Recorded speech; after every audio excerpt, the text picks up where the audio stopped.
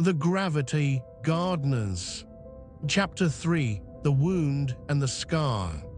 The return to the horizon's whisper was a somber, silent flight.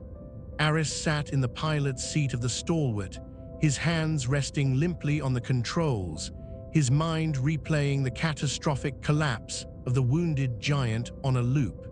The image of that mountainous form crumbling into the fungal plain was seared into his memory. He hadn't just witnessed an ecological disaster, he had watched the murder of a myth.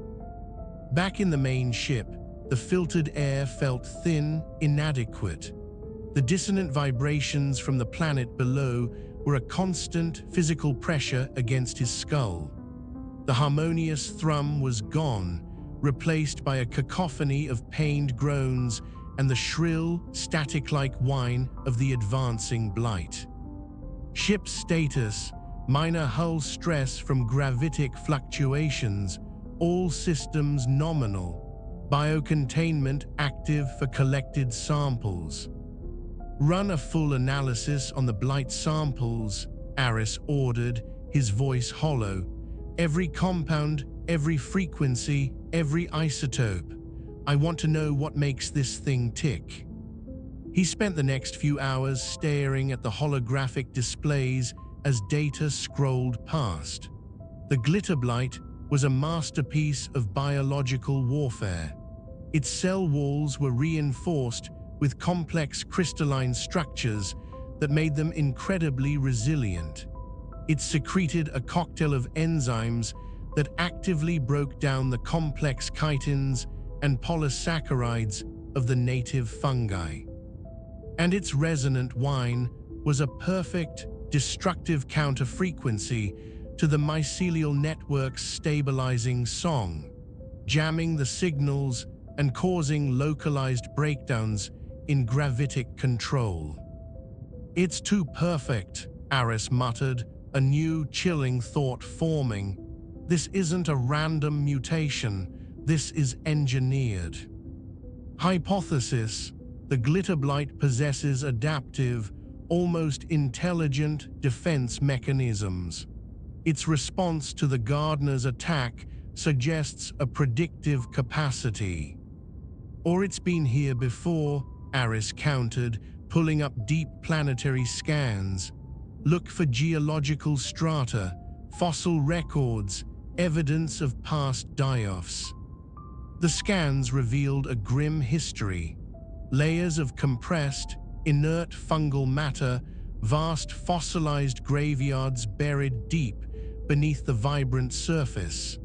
They were spaced at semi-regular intervals in the planetary record. "It's a cycle," Aris breathed. "A culling, the blight appears, wreaks havoc, the gardeners fight and mostly die, and then it recedes. The survivors rebuild." He looked at the current, real-time map of the spreading purple stain. "But this time it feels different, more aggressive. Maybe we're just seeing the peak of the cycle, or maybe something has changed."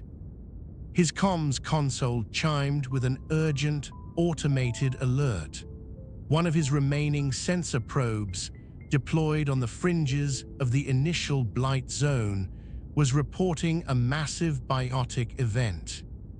Probe 7, detecting rapid biomass fluctuation in sector Gamma 12, gravitric stabilization in previously volatile zone. Sector Gamma 12, that's the valley where the wounded giant fell. Aris brought up the visual feed. The image was shaky, the probe's position having been shifted by the recent tremors, but it was clear enough. The corpse of the wounded giant was transforming.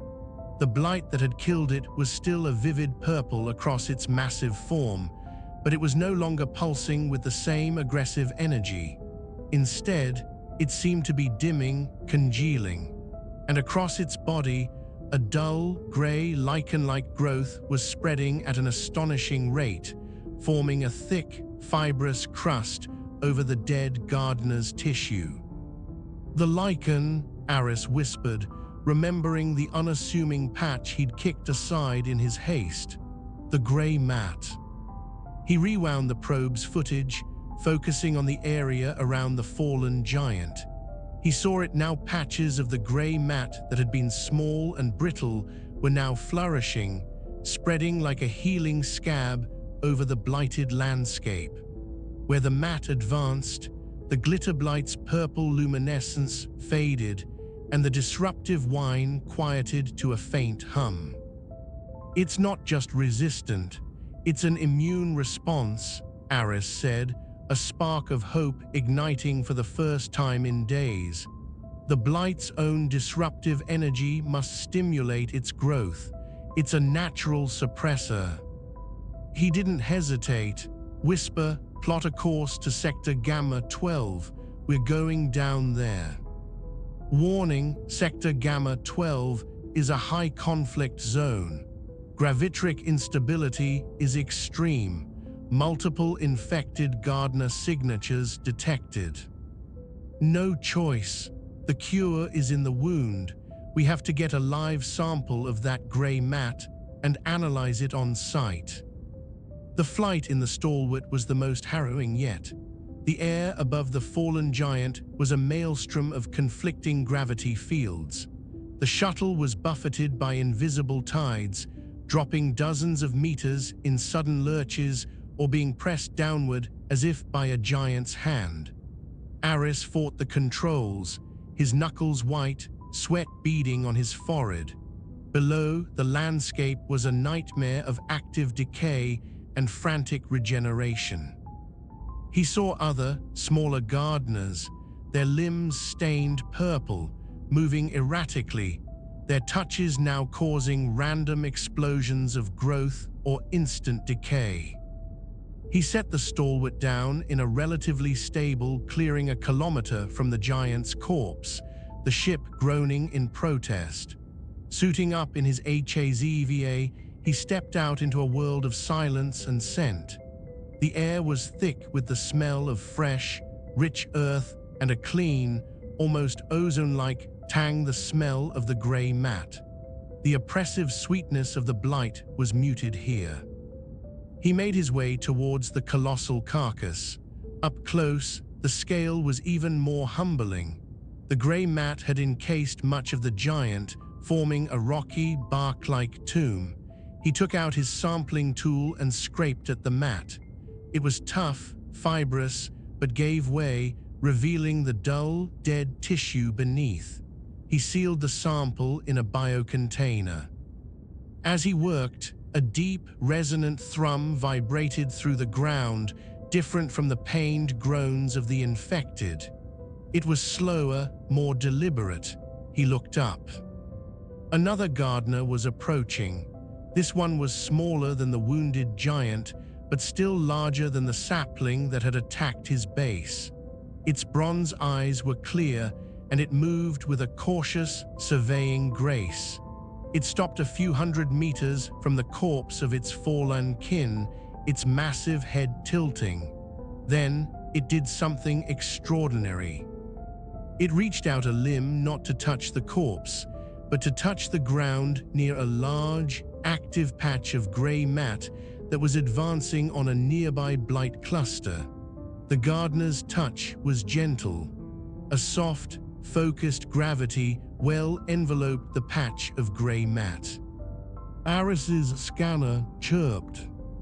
Observation: Gardener is applying a moderate gravitic field to the grey mat biomass. Biomass growth rate has increased by 300%. "They know," Aris whispered, awestruck. "They've learned. They can't fight the blight directly, but they can nurture the cure." He watched, mesmerized, as the gardener moved methodically around the periphery of the fallen giant, using its gravity touch to stimulate the growth of the grey mat, helping it spread faster and consume the blight. It was a new behavior, an adaptation. The system was fighting back. Emboldened, Aris collected more samples, this time taking care to include the soil and the interface where the grey mat met the blight.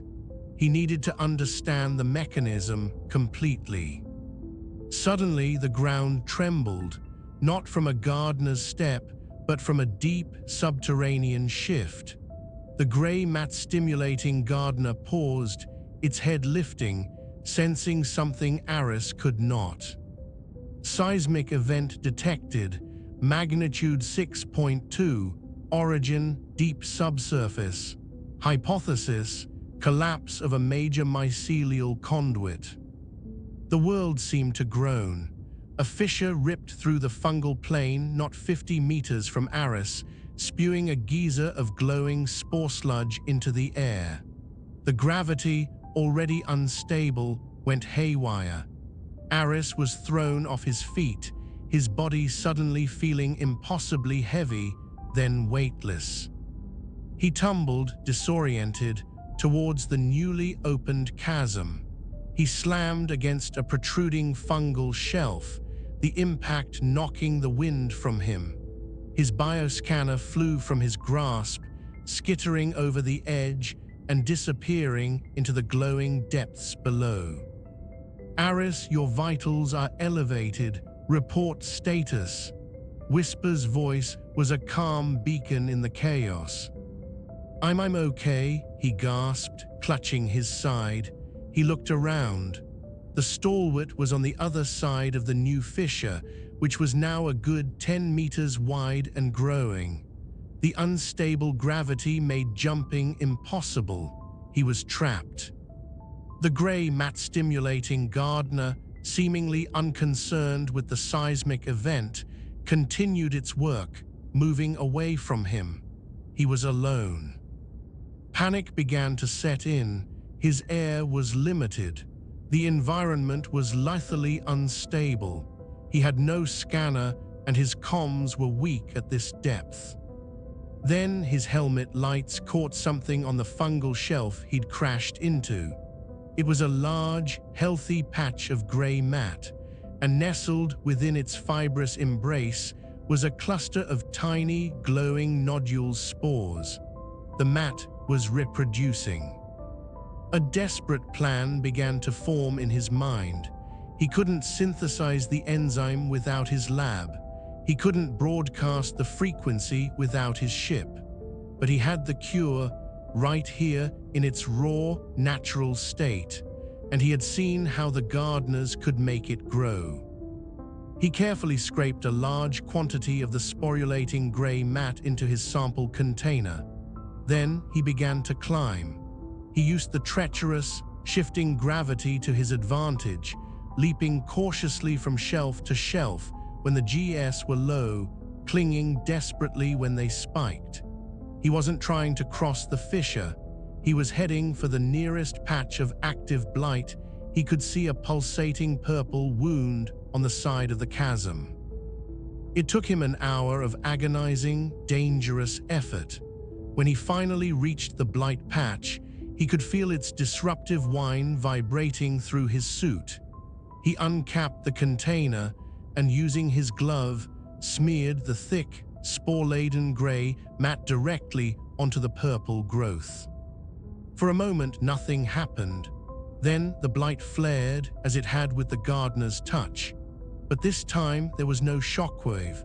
The grey mat, stimulated by the aggressive energy, seemed to awaken.